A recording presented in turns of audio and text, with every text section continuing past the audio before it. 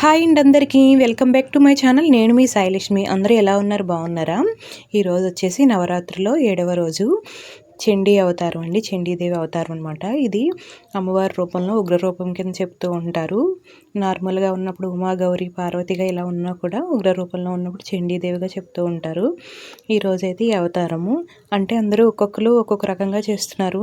నాకు వీలుగా ఉన్నట్టు నేను చేసుకుంటున్నాను. కన్ఫ్యూజన్గా ఉంది. ఈరోజు అయితే కట్టి పొంగల్ నైవేద్యం పెట్టుకున్నాను అమ్మవారికి. ఇంకా తర్వాత అయితే వీళ్ళకి టిఫిన్ అది చేద్దాం కదా అని చెప్పి పెసరపప్పు నానబెట్టాను. ఇంకెలాగా వేస్తున్నాను కదా అని చెప్పి అమ్మవారికి కూడా పుణికిన కింద వేసి నైవేద్యం పెట్టేశాను. ఏంటంటే పెసరపప్పు నానబెట్టేసుకుని పచ్చిమిరపకాయలు, కొద్దిగా జీలకర్ర, ఉప్పు కూడా మిక్సీ తిప్పేసుకున్నాను. అందులో కొద్దిగా ఉప్పు వేసేసుకుని అవి కొద్దిగా నూనె వేసి చిన్న చిన్న బుల్లి పుణికల కింద వేసి కొంచెం అమ్మవారి మట్టికి తీసి నైవేద్యం పెట్టి మిగతా మామూలుగా వీళ్ళకి టిఫిన్ కింద చేసానండి. ఈరోజు ఇది అయిపోయిన తర్వాత ఇంకా అనుకోలేదు ముందు వేద్దామని, నాకు ఐడియా లేదు. తర్వాత ఇంకా టిఫిన్ గురించి చేశాను కదా, ఇంకా అమ్మవారికి కూడా ఏదైనా పిండి వంట నైవేద్యం పెడితే బాగుంటుందని చెప్పి ఆవిడకి కూడా పెట్టాను అనమాట. ఒక 9 ఆవిడకి నైవేద్యం పెట్టి మిగతా వీళ్ళకి టిఫిన్ కింద పెట్టేశాను.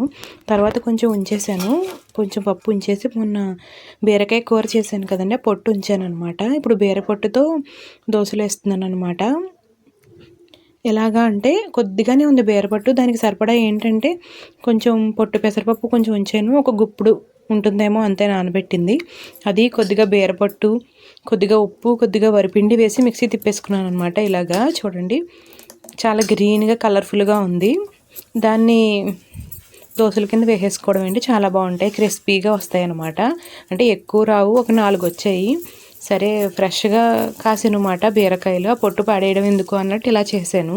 కొంచెం టైం ప్రాసెస్ అయినా ఎందుకు పాడేయడం అని ఇలా వేసి పెట్టాను అనమాట.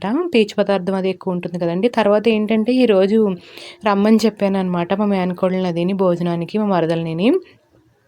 అంటే మొన్న వచ్చినప్పుడు నేను అనుకోకుండా వచ్చిందని చెప్పాను కదా, నాకు అలా ఉండిపోతుంది.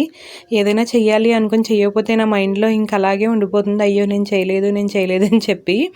ఇంకా అందుకని చెప్పి దానికి పరికిణీ జాకెట్ అది తెప్పించి అమ్మవారిగా భావించి ఇద్దామని చెప్పి ఇస్తున్నాను అనమాట. అంటే ఎవరినైనా పిలుచుకోవచ్చు, అంటే మనకి ఉంది కదా ఉన్నప్పుడు మళ్ళీ ఇంకెందుకులే డైరెక్ట్గా ఉంది కదా అని దీనికే ఇచ్చేసాను అనమాట. రమ్మన్నాను, వచ్చింది. యాక్చువల్గా అయితే రెడీ అయ్యింది బాలా త్రిపుర సుందరి కింద, కానీ మా ఇంటికి వచ్చేటప్పటికి అన్నీ ఊడిపోయి వస్తాయి కదా, అందుకని మొత్తం తీసేసి మళ్ళీ నార్మల్గా వచ్చింది. మళ్ళీ యథావిధిగా పసుపు రాసి బొట్టు పెట్టి బట్టలు తాంబూలం ఇచ్చుకున్నానండి, భోజనం పెట్టుకున్నాను. నాకు చాలా సాటిస్ఫాక్షన్గా అనిపించింది అనమాట. అంటే ఆ రోజు ఏం ఇవ్వలేకపోయానన్న నాకు అలా పీకుతూ ఉంటుంది. ఏదైనా చేస్తానని చేయకపోతే ఇంక అదే దృష్టిలో ఉండిపోతాను. ఇంకా అందుకని చెప్పి మళ్ళీ ఎప్పుడు కుదురుతుందో ఏంటో అని రమ్మని చెప్తే వచ్చింది, బాగానే వచ్చింది. ఇచ్చుకుంటున్నాను అనమాట అమ్మవారికి. ఇంత పూజ చేసుకుని ఇవ్వకపోతే బాధ కదా. అలాగే మా మరదలకు కూడా నార్మల్గా తాంబూలం ఇచ్చుకున్నాను. ఇప్పుడైతే ఇంకా చూడండి, ఇచ్చేసుకున్న తర్వాత ఇంకా నేను అప్పుడు భోజనం చేశానండి. వీళ్ళకి ఇచ్చుకునేదాకా కూడా ఇంకేం తినకుండా ఉండిపోయాను అనమాట. ఇంకా మామూలుగా ఇప్పుడు ఎవరికి తాంబూలం ఇచ్చినా కూడా 2-3 రకాలు ఉండాలి కదా, 2 కూరలు, పులుసు, పచ్చడి, కూర, ఇంక ఇవన్నీ కామన్ కదా. ఇప్పుడు పిండి పులిహార ఇవన్నీ చేశాను. ఇంకెప్పటిలాగే భోజనం పెట్టుకున్నట్టే ఇంకా అవన్నీ చేసి ఇచ్చేసాను అనమాట. ఇప్పుడే భోజనం అయింది, వాళ్ళకి పెట్టిన తర్వాత వాళ్ళకి తాంబూలం ఇస్తున్నాను అనమాట.